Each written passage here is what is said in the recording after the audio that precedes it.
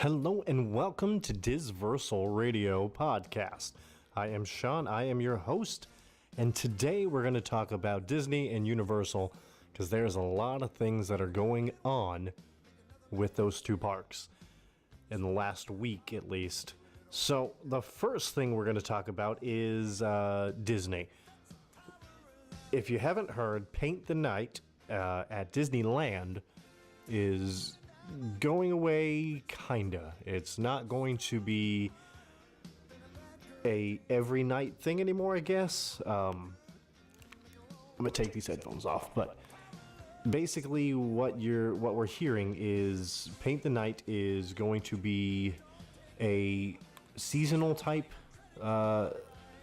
parade now, and now Electrical Light Parade from Magic Kingdom is leaving Magic Kingdom, which I'm very upset about because I love that parade.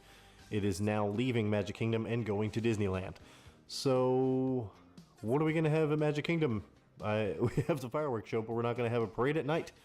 Disneyland gets two and we get nothing. I feel kind of gypped. So if you're listening from Disneyland, I hate you because we don't get any night parade here anymore because you're stealing all of them. I thought, either Spectro Magic or Paint the Night or something was going to come over here because Electrical Light Parade's going over there, but no, it has to go away, and I'm very upset about it because I like the night parades. Even though I don't watch them as much as I should, it's nice to hear the music and stuff like that. What's really funny is me and my wife got married almost a year ago now, at the Polynesian near the Magic Kingdom at Disney World, and we decided.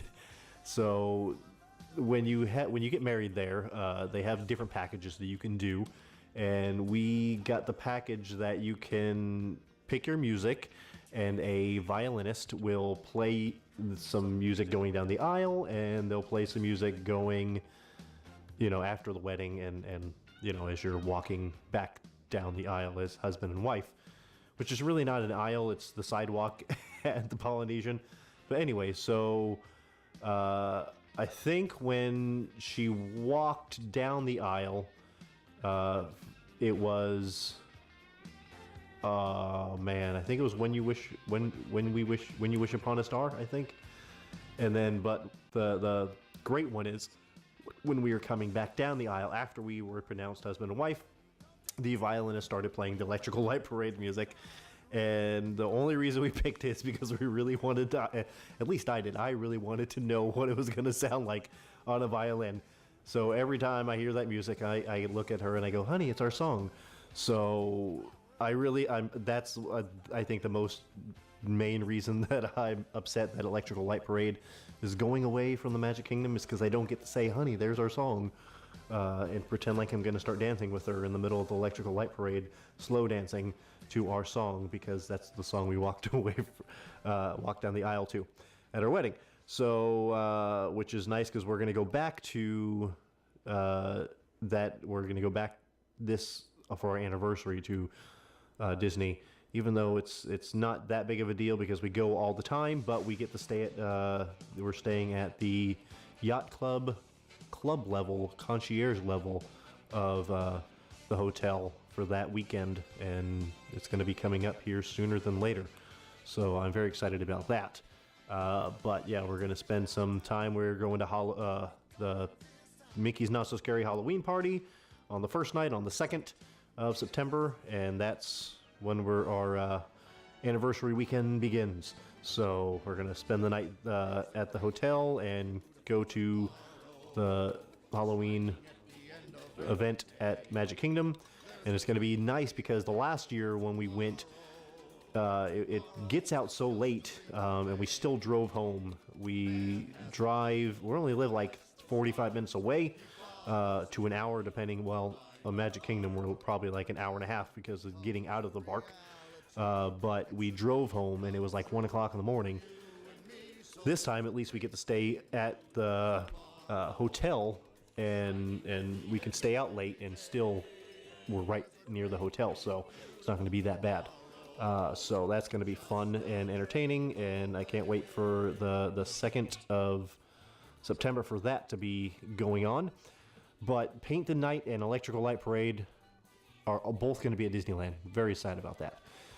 Anyways, so number 2 thing that happened at Disney this week is Elena, whatever her name is, of Avalar from, I think she was from Sophia the First, now has her own show, and so she's a full-blown princess now at Magic Kingdom. She's now doing meet and greets there, and they had a coronation ceremony for her the other day, and it was televised on TV, and so if you saw it or your kids saw it, it was on Disney Channel and Disney Junior at like 11 o'clock in the morning, which my kids were at school because I think it was on Thursday, yesterday, so my kids were at school. They started school yesterday, but so your kids probably didn't start school yet, so they got to watch it at 11 o'clock in the morning. But it's Elena, whatever her name is, of Avalar, has her own show, so she's now a full-blown princess at the Magic Kingdom with meet and greets, and they did the coronation ceremony kind of like they did with Elsa and Anna, and I guess they're going to, because it was such a big deal and they got such good feedback from it, they're going to be doing it for I guess a few weeks every day at the Magic Kingdom. So if you missed it on TV and you're going to be at the Magic Kingdom in the next week or so, you can go over there, and I think they're going to do the welcome show for her for the next week or two. So look forward to that. If you missed it, I did not watch it because we don't have kids here during the day anymore, so I'm not watching Disney Junior anymore. So I was watching Disney Junior every single day when we had our twins here, but they are gone, so I don't have to watch Disney Junior anymore. Oh, it's amazing. I can watch adult shows while the kids are at school. So that's that part of it. So the third thing we're going to be talking about today is, if you haven't heard, I think it was a few days ago, there was a gentleman that tried to get a gun into the Magic Kingdom. Don't know what the reason was. Don't know if he was going to do something with the gun or just wanted to have it on him just in case something happened. I don't know. But he was arrested, not just because he tried to get a gun into Disney, but he pretended like he was a cop to try to get it in. Really? Seriously? Who does that? It's just really weird that he would try to do that. So I don't know what I don't know how, if charges were pressed against him or whatnot, but he tried to get a gun into the Magic Kingdom by telling the security guards or other police officers or whatever that he was a cop. For one, you don't have a badge, and two, I'm pretty sure police officers would know and be easy to look you up to see if you're a police officer or not. They have the internet for the police database for that. They can look and see if you're a cop. I can't just say I'm a police officer and try to get a gun into there. I'm going to get arrested just like you did. So, moral of the story, don't say you're a cop to cops trying to get a gun into Disney. And don't try to get a gun into Disney anyways. I don't, I understand before, a while ago, before all this terrorist and all that kind of stuff happened, that you could, if you forgot that you had your gun on you because you have a concealed weapons permit, they would hold that gun in a specific locker, and then at the end of the day you could get it back, but they don't do that anymore. They tell you to leave it in your vehicle. It is not allowed on Disney property. So don't do it. Just don't do it. You're going to get arrested. Or told to go back to your car, and it's like another mile back to your car. So don't even try to get a gun onto Disney property. And I don't even think you can have it on like at your hotel room either. So if they see you with a gun at the hotels, I still think you can get in trouble for that too, just because of all the stuff that's happening everywhere. But I think you have to leave it in your car at all times when you're at Disney. So don't try to bring it into a hotel room or anything like that. Just keep it in your car. I mean, seriously. So that's the moral of the story. Just keep it in your car. Number 4. Number 4, we're going to be talking about. I'm glad I forgot that it was Friday, so I thought it was Thursday for some reason, so I was going to do my podcast tomorrow, and then on our way to dinner, the kids reminded me it is Friday because they asked me if I did my podcast today, and I was like, no, it's Thursday. Why would I do my podcast? I only do it on Fridays. So they're like, it is Friday. I was like, oh, it is. So I'm glad that all that happened because after dinner, I found out that the Sum of All Thrills over at Epcot and Stormstruck at Epcot in Innoventions will be closing on September 14th. And that makes my stepson very sad because he loves the Sum of All Thrills. And so I told him while he was in the back of the car, I said, Caleb, you're going to be very upset. Sum of All Thrills is closing because it was supposed to close before, like a month or so ago, and it didn't. They kept it open, and everybody was like, oh, yay, Sum of All Thrills is staying open because it's busy all the time, but that's like the only thing in there that's really busy because that's really the only thing that's in there anymore. So I don't know what they're going to be doing with Innoventions, if they're just going to tear down the buildings, if they're going to remodel it and add other things into it, but Innoventions just got away from what it's supposed to be anyways, so I'm really not sad about it. It's supposed to be about the future, and that simulated roller coaster has been around for a while now, so I'm not, it's not impressive anymore. They have virtual reality, and I'm going to talk about that in a little bit. But yeah, Sum of All Thrills and Stormstruck is going away on September 14th, and Colortopia will close whenever the contract ends with Glidden. And that just opened not that long ago, so I guess they're only doing a 1-year contract with them, and it's going to be gone. I don't remember when they started the contract, but it can't be too much longer. So I remember watching a Periscope of the opening ceremony for Colortopia, and I don't remember it being that long ago, but I guess they're only doing a 1-year contract with Glidden, and as soon as that's done, then pretty much everything in Innoventions is gone. So whatever they do with Innoventions next is up to them. Hopefully it's something good, but I'm pretty sure the whole face of Future World is going to be changing, and Epcot's pretty much not going to be the same as it was now and probably a couple years from now. They're adding more movie rides into the actual world showcase. Like you have the Frozen ride that just opened not that long ago, and in Norway, which has really nothing to do with Norway. So people were upset about that when they got rid of Maelstrom.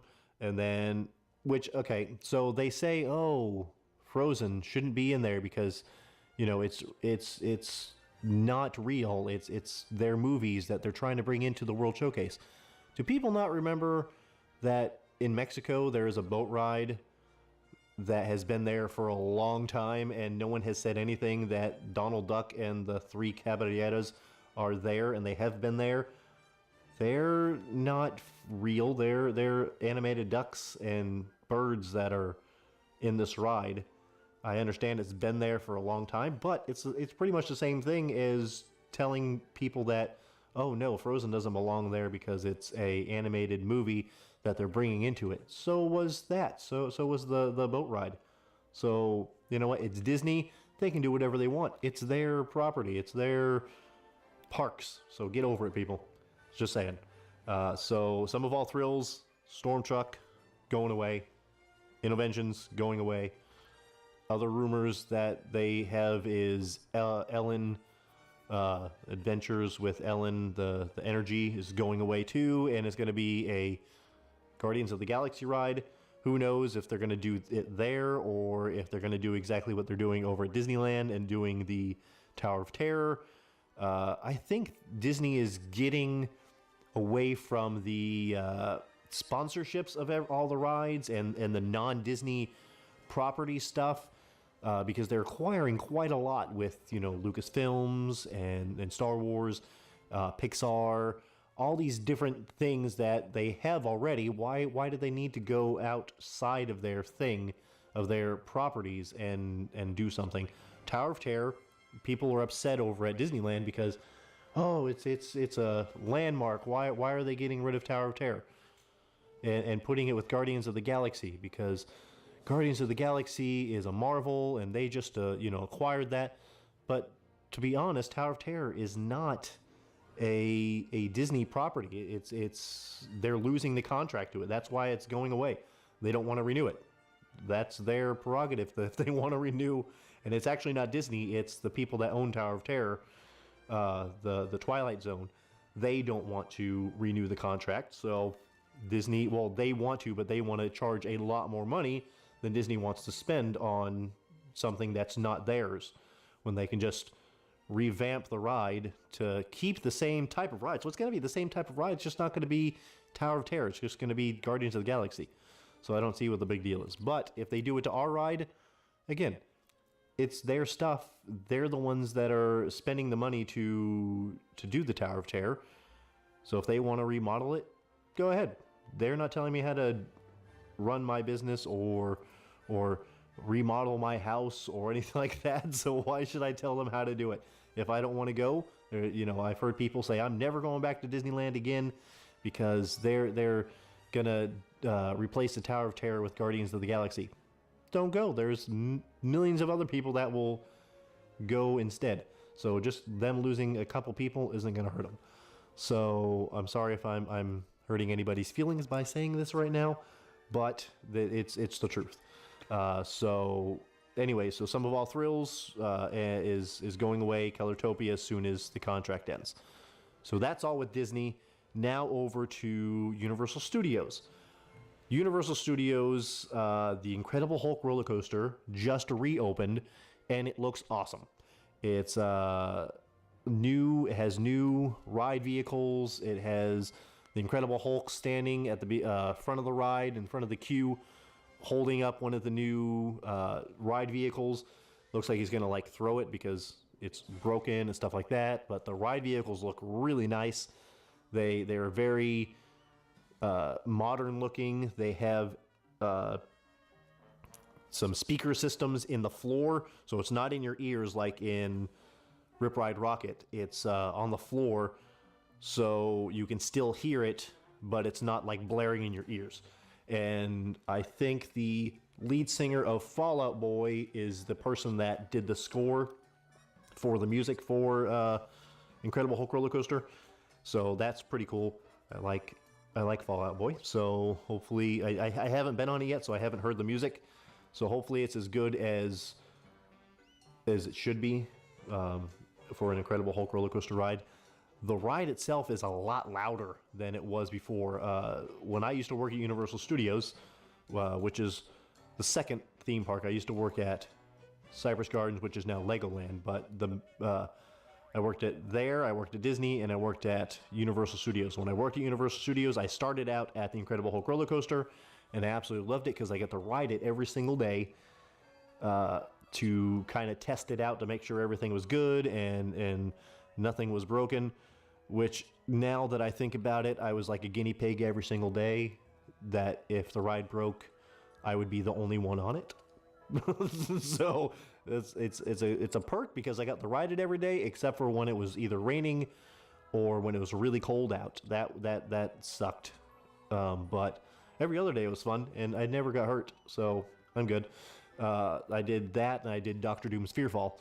And I loved working at both of those rides. But the Incredible Hulk, it was nice because the costumes or outfits or uniforms, or whatever you want to call them, while you were there, it was like pajamas. It was like yellow. I looked like a banana, but it was like bananas in pajamas. There you go. That's what it was, because it was really comfortable. It was like elastic, and the shirts were really soft and comfortable, and it was really nice. But they changed the uniforms over to the ride as well, and they're gray. I don't know if it's the same type of material. I don't know if it's pajama-like material still, but they're gray and green, so they look cooler than a giant yellow banana standing at the front of the ride telling you to come ride it, or strapping you into your harness.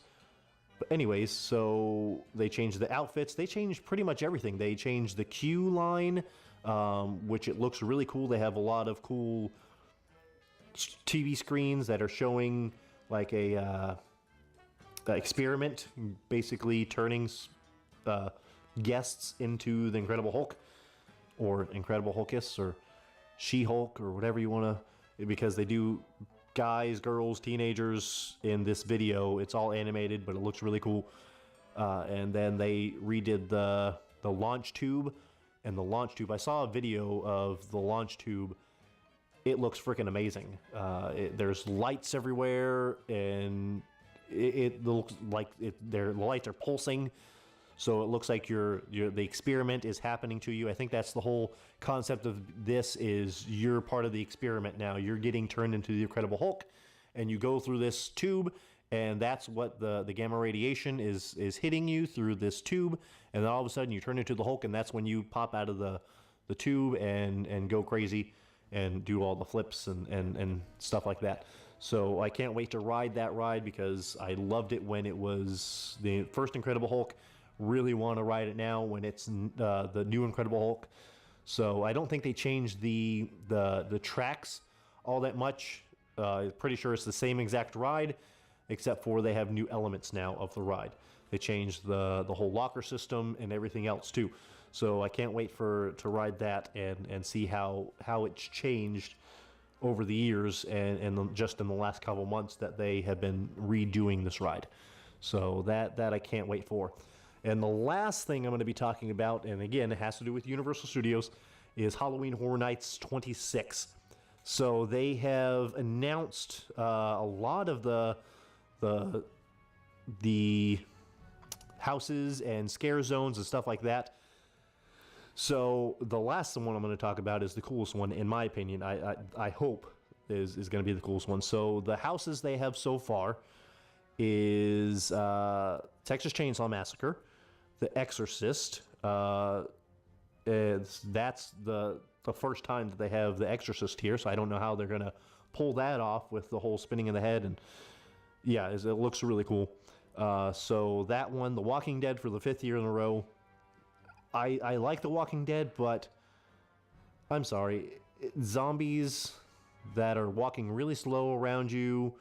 I don't know how they just added the year-round experience at Universal Studios Hollywood.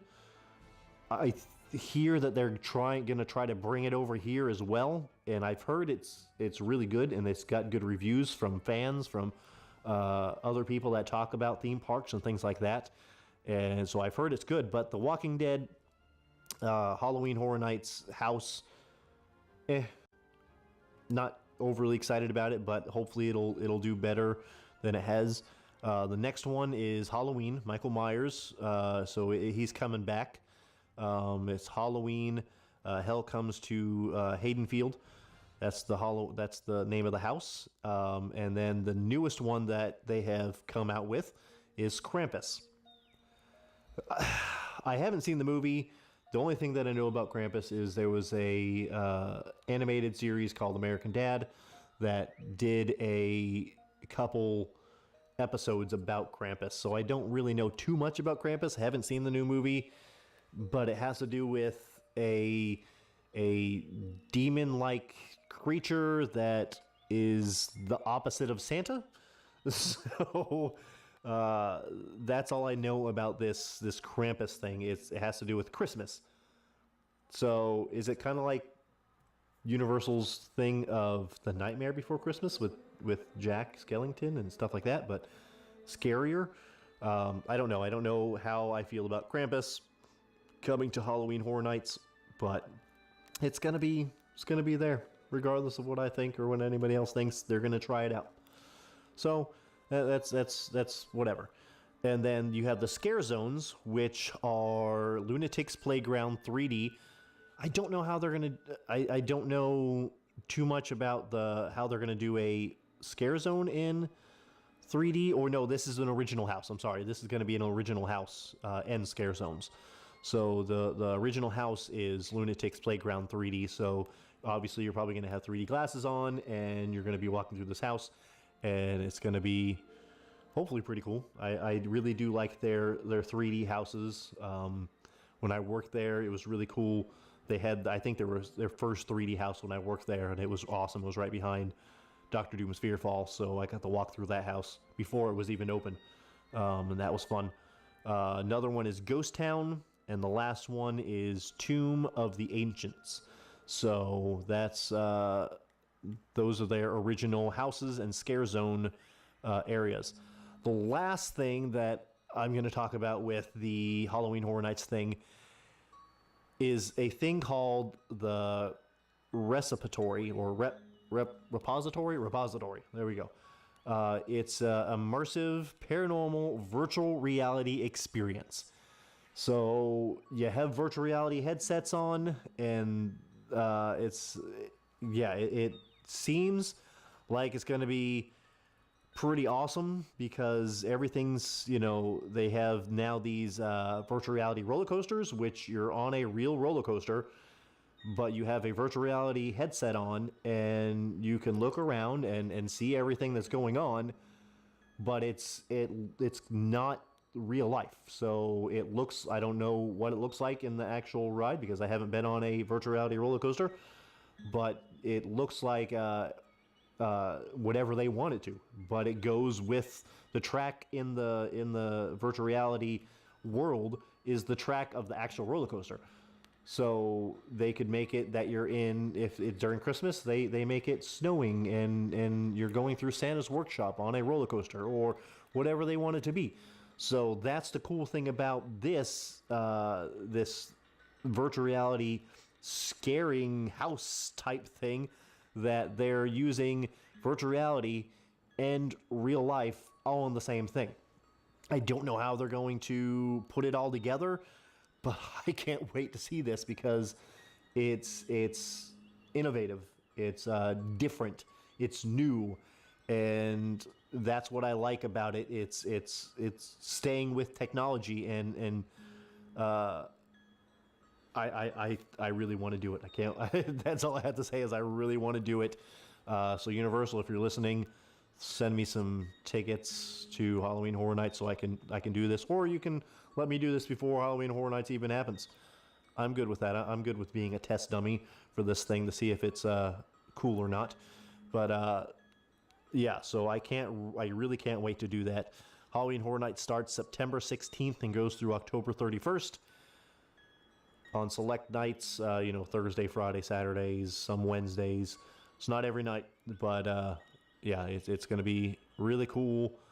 I really hope that they are going to do good this year with that. Yeah, because I really can't wait to see it and do it and try it and all that good stuff.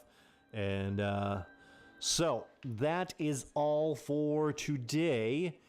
I hope everybody had fun listening to me, and hopefully all this good stuff. But I will say, if you don't know where to find us, you can find us on iTunes, probably what you're listening to me right now on. Now, this is the first video podcast that I'm doing too. So I'm actually recording on video this podcast as I'm talking about it, as I'm looking at you right now. You can see me, but I will be adding this kind of stuff going forward. I'm going to be videotaping all the podcasts, so you'll be able to see my pretty gorgeous face every week on YouTube. So I'm going to do that. I'm also going to be doing some news and reviews and stuff like that, not on podcasts, but just on video on YouTube. So if you want to go over, check it out. It's going to be Price at the Parks over on YouTube. So that's going to be fun. Or I might just stick to DiS-Versal Radio. That's probably what I'm going to do. But yeah, so hopefully it's going to be awesome. It's going to be fun. Who knows what this adventure brings for me, but it's been fun so far. I started out as Wonderful World of Diz, just talking about Disney.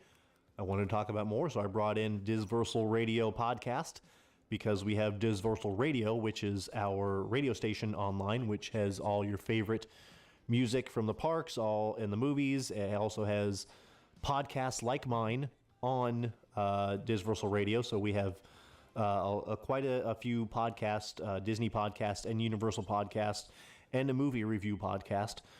So that's always fun, and we're gonna have some live shows starting on there pretty soon. But it's an adventure, and hopefully you guys are enjoying the adventure along with me. So you guys have a great, big, beautiful tomorrow shining at the end of every day. Take care now. Bye bye then.